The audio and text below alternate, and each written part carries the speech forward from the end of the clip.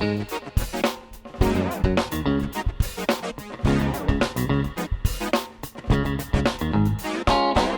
razem w trakcie naszej podróży docieramy na północno-wschodnie rubieże II Rzeczypospolitej. Tam w okresie międzywojennym znajdował się taki polski cypel wrzynający się pomiędzy Związek Sowiecki, Łotwę i Litwę, obmywany częściowo wodami rzeki Dźwiny. Pierwszym miejscem na mapie naszej podróży jest wioska Leonpol, leżąca właśnie nad Dźwiną.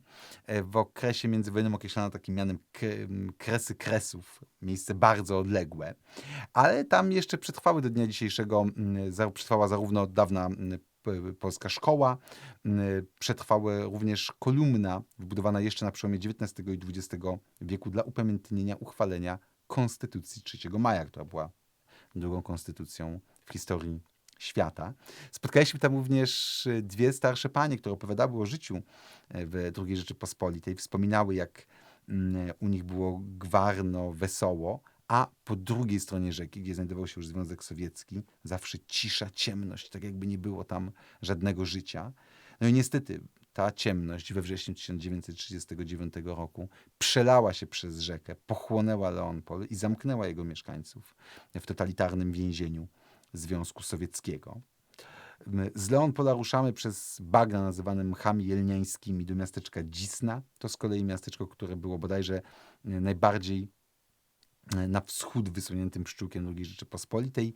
W centrum Dzisny przetrwał jeszcze Biały Dom, jak od koloru ścian miejscowi nazywają strażnicy Korpusu Ochrony Pogranicza.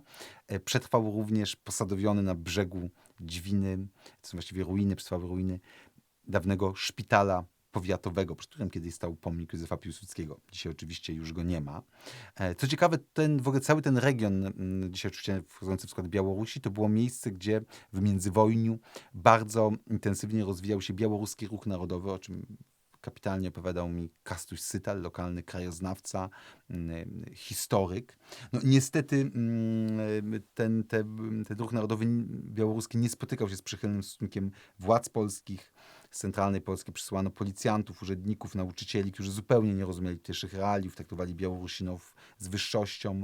Władze, szczególnie w drugiej połowie lat 30., ograniczały możliwość działania białoruskich organizacji kulturalnych. Nie pozwalono otwierać szkół białoruskich, a więc tak naprawdę te aspiracje Białorusinów były tłumione, co oczywiście skrzętnie wykorzystywała sowiecka propaganda, obiecując Białorusinom, że w Związku Sowieckim będą żyli nie tylko dostatnio, ale też jako wolny naród. Zdarzało się, że niektórzy mieszkańcy uciekali przez granicę do Związku Sowieckiego. Zdarzało się, że po prostu uwierzyli w tą historię o wspaniałym kraju rad. Oczywiście słuch o nich zaginął. Prawdopodobnie albo zostali rozstrzelani, albo trafili do łagrów jako polscy szpiedzy. Także sowiecka propaganda pracowała, a z drugiej strony Polacy dolewali oliwy do ognia, po prostu nie potrafiąc uszanować i wspierać tych białoruskich aspiracji, próbując je tłumić. Z Dzisny podjechaliśmy jeszcze do miasteczka Miory na Pojezierzu Brasławskim, bardzo ładny region, mnóstwo jezior. No i tam dla mnie osobiście niezwykła historia, którą powiedział pan Witold, też tutaj nauczyciel, historyk, krajoznawca. Otóż pokazał mi kolekcję 200 kilkudziesięciu czarno-białych fotografii, na których znajduje się oficer Korpusu Ochrony Pogranicza oraz mnóstwo pięknych kobiet. Jak widać, pan oficer cieszył się wielkim powodzeniem, jak to mówiono, za mundurem panny sznurem. Te zdjęcia zostały odnalezione zupełnie przypadkowo w czasie remontu hotelu, który przetrwał jeszcze z czasów II Rzeczypospolitej. No i Witold przez wiele lat próbował ustalić tożsamość tego tajemniczego oficera. Dopiero w 2020 roku okazało się, że jest nim Edward Nabożny, faktycznie wcześniej oficer Korpusu Ochrony Pogranicza, potem aresztowany w 1941 roku przez Sowietów. Przed łagrami ochroniła go, uratowała go amnestia, tak zwana Sikorski-Majski. On potem walczył jeszcze w trakcie II wojny światowej i przez Buenos Aires trafił do Stanów Zjednoczonych. Tych zdjęć nigdy nie odzyskał. A są one takim zapisem intymnej historii człowieka, który nawet potrafił korzystać z życia, rzucał urok na kobiety i którego świat nagle gwałtownie się urwał w momencie, kiedy na tereny Polski wkroczyli Sowieci. Zresztą opowieść o II wojnie światowej na Białorusi to tak naprawdę też opowieść o hekatombie, o dramacie mieszkańców tamtych terenów. Nie tylko ze strony sowieckiej, ale również ze strony niemieckiej. Niemcy spali na Białorusi około 5000 wiosek. Właściwie całościowa liczba ofiar jest trudna do ustalenia, ale Timothy Snyder w Skrwawionych ziemiach pisze o 2 milionów zabitych, z czego 320 000 to ofiary operacji odwetowych na partyzantach. Do tego doliczając sowieckie reportacje, ja pozwolę sobie zacytować właśnie tego Snydera. Do końca wojny zginęła lub została przemieszczona połowa ludności Białorusi. Nie stało się tak w żadnym innym kraju europejskim. Także Białorusini są narodem w dramatyczny sposób dotkniętym II wojną światową. Zresztą pani Luba opowiadała mi o tym, jak palono jej wioskę, pacyfikowano jej wioskę, jak zastrzelono jej ojca, jak ona sama trafiła do obozu koncentracyjnego pod Wilnem. I to jest jednostkowa opowieść, ale takich opowieści jest mnóstwo, więc po prostu Białorusini są narodem straszliwie doświadczonym II wojną światową i ta trauma cały czas w Białorusinach żyje. Natomiast po drugiej stronie Dźwiny znajdował się region, który należał w międzywojniu do Łotwy. Dzisiaj to też jest Łotwa, tak zwana Ładgalia, dawne Inflanty polskie. Tutaj znajduje się drugie największe miasto łotewskie, Daugavpils. Ładgalię zamieszkuje przeważająca większość, około 38 000 Polaków mieszkających dzisiaj na Łotwie. To też rejon zamieszkany przez Ładgalów, mających swoją własną tożsamość, trochę odrębną od tożsamości łotewskiej. To wreszcie rejon zamieszkany przez Rosjan, więc taki region bardzo wielokulturowy.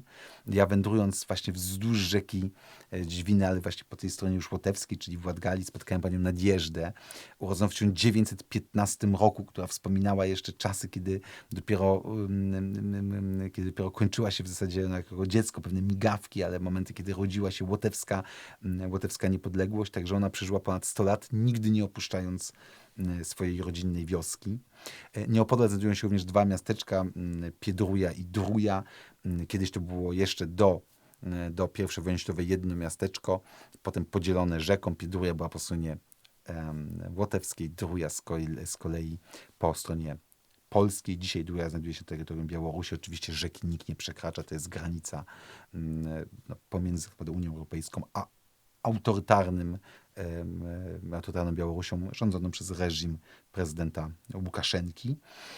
Niedaleko od Druji jest jeszcze jedno miasteczko Krasław, tam piękny pałac rodu Platerów. I myślę, że to jest bardzo ciekawe, że 7 stycznia 1920 roku Krasław został wyzwolony przez Polaków wspólnie z Łotyszami. Polacy w trakcie operacji wojskowej wyzwalali te rejony. No i co tym bardziej znamienne, pomimo że żyli tam Polacy, to jednak Piłsudski zdecydował się oddać te tereny Łotyszom po to, żeby nie tworzyć napięć.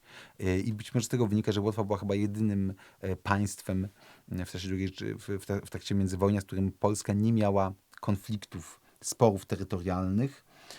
Mieliśmy bardzo przyjazne relacje z Łotwą.